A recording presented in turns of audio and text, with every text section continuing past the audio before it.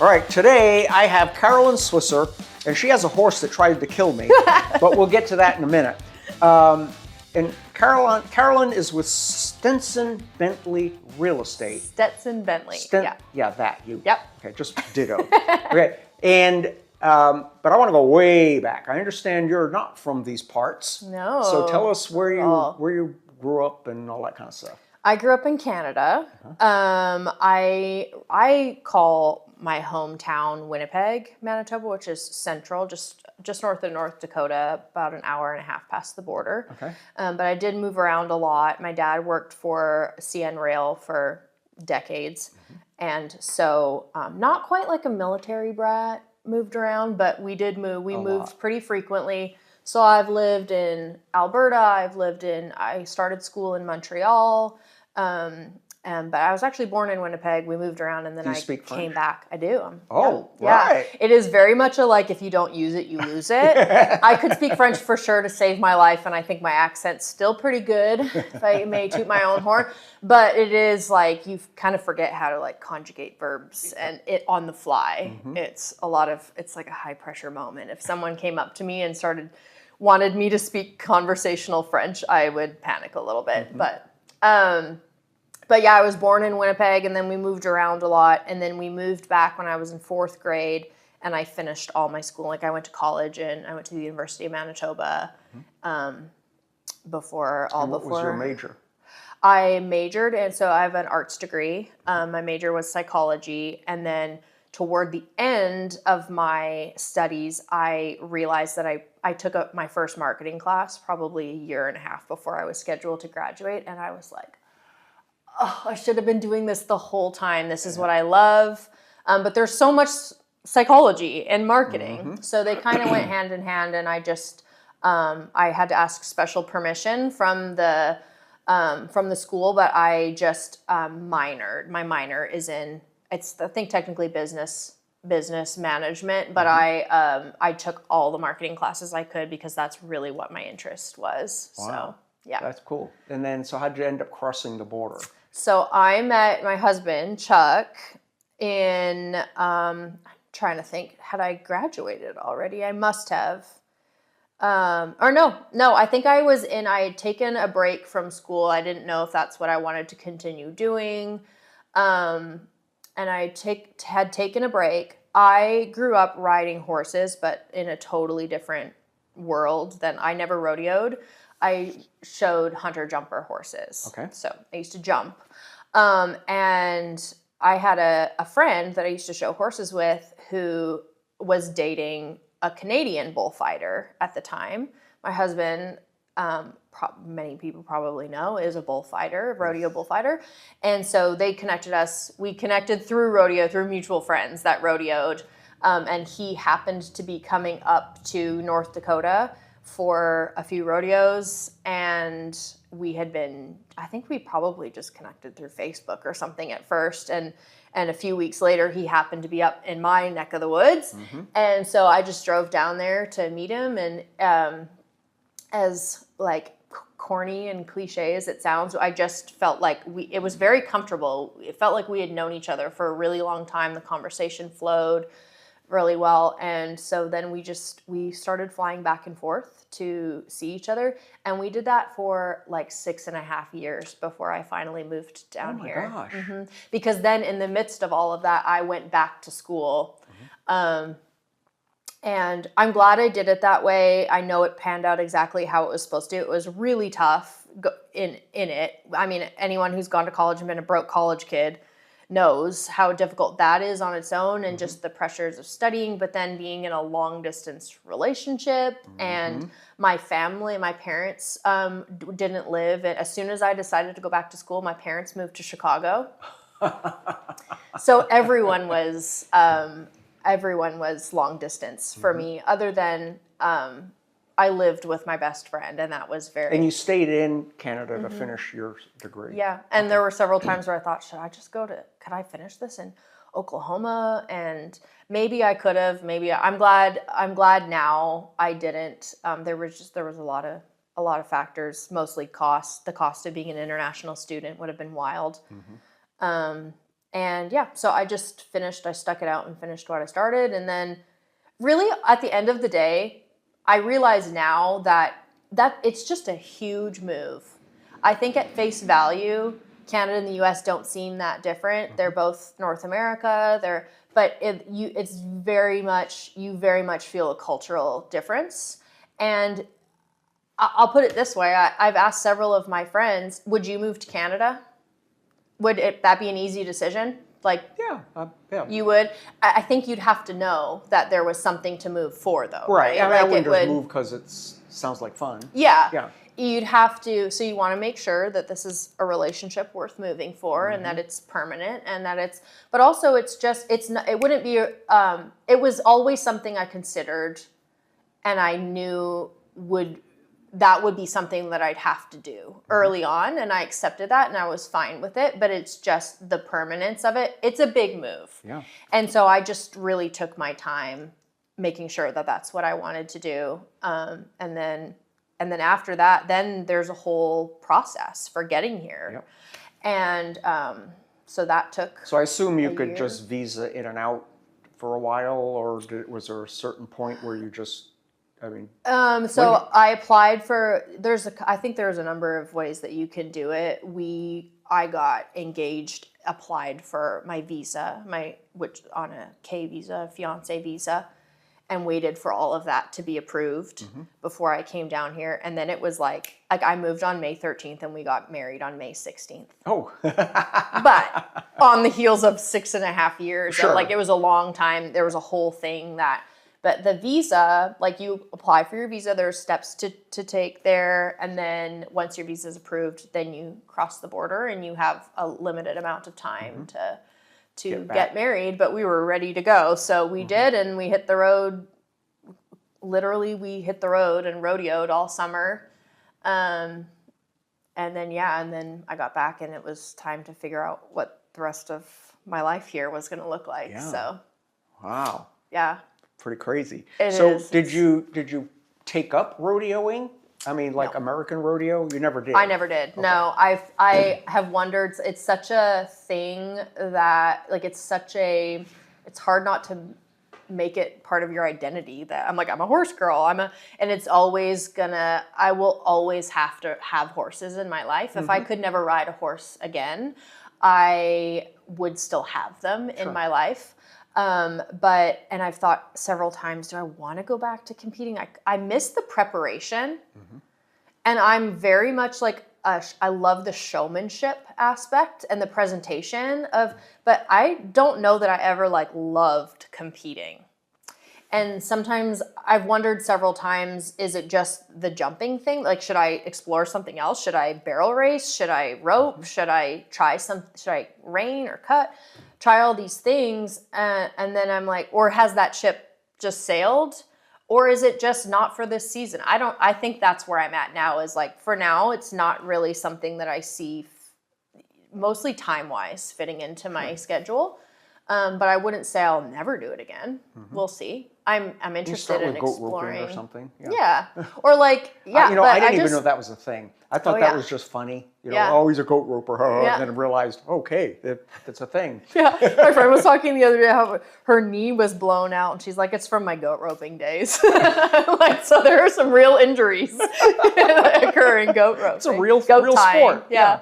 Yeah. Wow. Yeah. So we're going to talk about your real estate career here in a minute, but was there anything you did before you dove into real estate? Yeah, I've always been in, obviously my interests were always in marketing and just the creativity behind that. I was like, am I going to end up in an advertising firm? What am I going to do with all of this? But my jobs were always in sales of some kind. I really don't subscribe to the idea that I think you really have to believe in what you sell to be good at selling, because I think selling has more to do with matchmaking and listening to what someone's needs are and matching that in order for me anyways, for it to feel authentic, helpful, and for there to be some intrinsic value to it. I want to enjoy what I do, and I want to feel like I am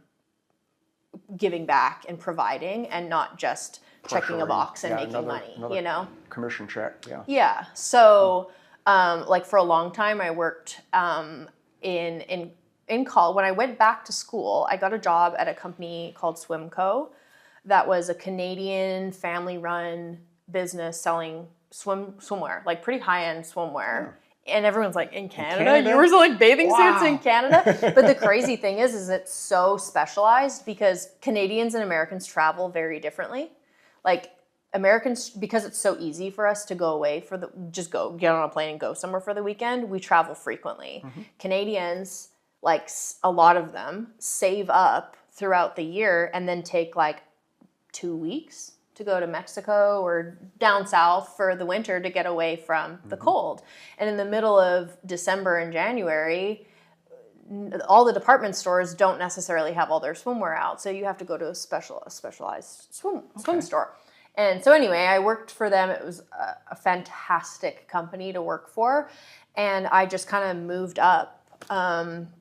Started just in like a sales position, and it wasn't entirely commission based, but there was like selling incentive. And I'm going to be honest, for a long time, I was like, I don't know if this is for me. I hate feeling pushy. I hate, but then I all of a sudden was promoted to like a more of a leadership role, and then a management role, and then a regional management role. And it's because at some point something clicked where I was like, am I just doing this wrong? Is there a way for me to enjoy this? How do I feel helpful? And when I started, it became a relationship building business where it was like, this is a very vulnerable thing for a lot of people. How do I make them feel comfortable? Because they came here for a reason. They feel like they have to find a bathing suit. How do I help them do that in the best way possible? And then what else can I help them? You know, if they're tracking metrics for sales, how do I do that without feeling like I'm just checking a box and like essentially taking advantage? I don't want to take advantage of anybody. Oh, she looks awful. Yeah, or like, what else do you need for this trip? Well, the only way I'm going to find out is by chatting with you about how your trip's going to go, or what kind of swimming you're doing at the pool to stay active, or you know, what else do you? And so when it became about getting to know people, what their needs are, and helping them, I got way better at my job. I started to enjoy my job more. The people I was serving were enjoying themselves. Like the best compliment I felt I could receive in that position was people walking in feeling like dreading what the process was going to be like, and being like, that was really fun. It felt so good. I was like, that. Then it wasn't just about buying a bathing suit. It was like people were leaving with confidence and feeling accomplished and empowered. And so, yeah, I moved up the ranks in that company. And then they were just really accommodating too, in that they knew I was focused on marketing. And I said, I will take this position if you allow me to see other parts of the industry, whether it's buying or meeting with your marketing team and having kind of a say in that. And so it helped me do my job better in the role I was in, but it also allowed me to build my resume and portfolio of experience then moving to a new country with a foreign degree. So they were great. It was a really good company to work for. Very, very cool. All right. Well, when we come back, we're going to figure out how you got in the real estate business. Okay. All right. Stay tuned. From real-time transaction alerts, fraud detection, and mobile banking to full-service business banking, Interbank prides itself on bringing the people, products, and services together to help grow and develop the Kingfisher community, proudly serving over 40 communities across Texas and Oklahoma since 1987. For business, for life, for Kingfisher. Interbank, Equal Housing Lender, member FDIC. And we're back. And about that horse that doesn't like me. So the short story is we were doing a video for something. I don't remember what it was. It was... it was the ducks. The duck race. Yeah, the Kingfisher duck race. And the scene for you was to say something, jump on the horse, and ride off fast. And every time you rode off, the horse would come right at me. And finally just knocked me over the railroad ties in your yard. And did it again. And it was like, okay, this guy doesn't like me. So I don't think that it was that he doesn't like you. I think it was just that I don't ride my horse often enough because I'm very busy and I don't make time for it. And so he was just had a little extra, little gas in the tank. Yeah. That it was, it was a little mortifying, to be totally honest. I was like, I'm not trying to So kill that Jack. leads me to, where are you spending all your time now? So you shifted gears. I guess you're still using your marketing know-how, but now you're doing it in a different way. Yeah. So, as I mentioned, I kind of stopped and started schooling a few times because I just wasn't sure if I was on the right path for me. And every time I'd stop, take a break from school, I would ask myself where I wanted to go. And real estate was always a thing that I considered, but just never went for it. And so then when I moved to Oklahoma, I was fully starting over and I could go any direction I wanted, but also like when you're presented with all the options in the world, you just don't know where to even start. And it just, again, was always that thing that I went back to. And I thought, well, if you never try, you'll never know, for one. Two, it's not like I have to commit to like a 4 or 5 year degree and thousands of dollars to pursue this. So I can try this. And if I decide it's not for me, there's really not a whole lot lost. And I just gained knowledge. And so I went for it and I told myself, you can, if you decide that this is not for you, can't quit because it's hard. You can quit because you gave it your all, you proved that you can do it, but you just don't like it. But it's going to take some time to figure that out. In the meantime, it's going to be hard to start this very mostly referral-based business somewhere where you have a very small circle of, like, I live in a small town. Rodeo is very much like a small kind of, it's spread out. We have friends all over the country, but I'm licensed in Oklahoma. Yeah. So really having to network in this new place. But to be honest, that's one of the reasons I thought it would be a great idea, is because I was really craving. I was like, all of my circles feel small. And if I put myself in a position where I'm forced to expand my circle, I'm forced to network, I'm forced to go to places where I don't know anybody and shake hands and make sure they do know me at the end of it, then I think that will check a lot of boxes for me. And so that's, there were a lot of reasons to get it. And plus, like, psychology, marketing, helping people. It was just a recipe for it. Just made sense. Well, everything you said, everything your degree is about checks a box with real estate. I mean, your art degree and marketing and all of it fits. Yeah. Wow. And I loved houses. Actually, when I started college, I thought I applied to the Faculty of Architecture because I wanted to go into interior design. So there was that part I loved. I just loved homes. And then moving here and moving into our house in Kingfisher and finally feeling somewhere settled and like I was planting roots, and that feeling of, home, not a house, but a home. I didn't realize how badly I needed that. And so, and that it can be very stressful, the process. Well, and you restored a 100-year-old home.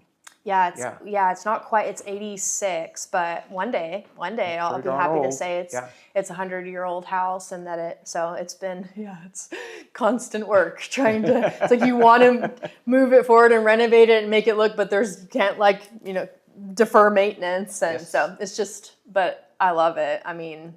So how long have you been a real estate agent now? So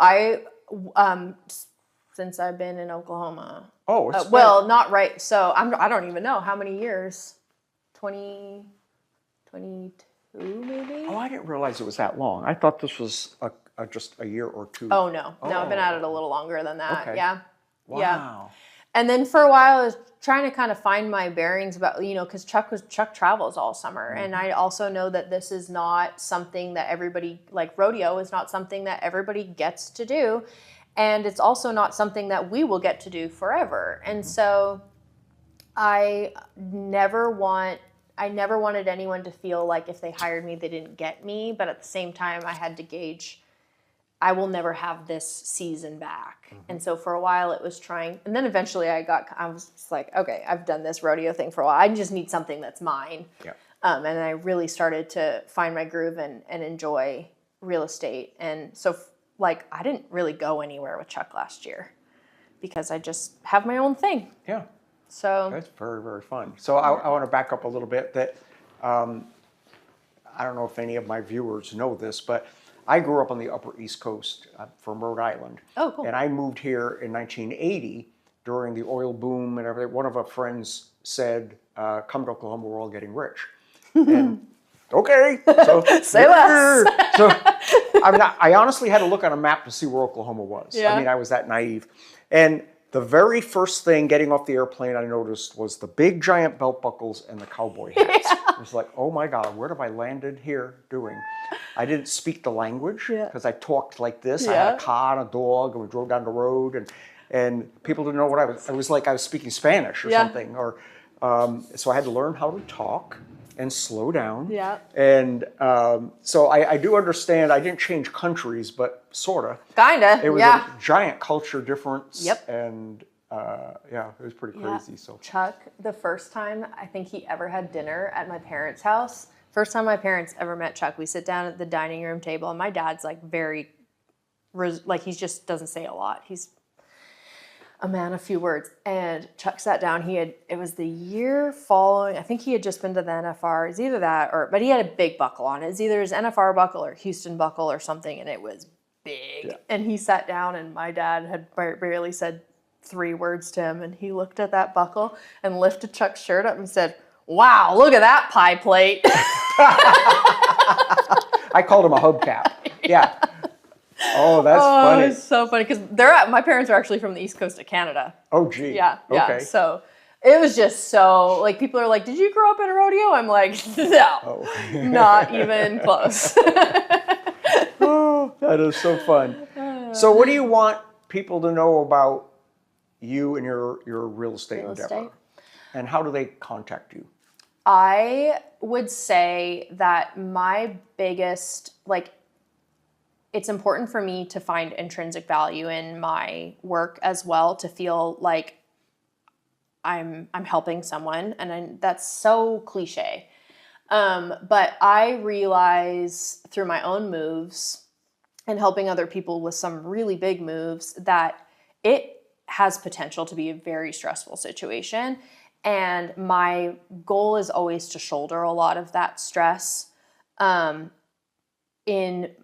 I, as much as possible, try to be proactive in my thinking and preparation. And I love the creative marketing side of things. Mm-hmm.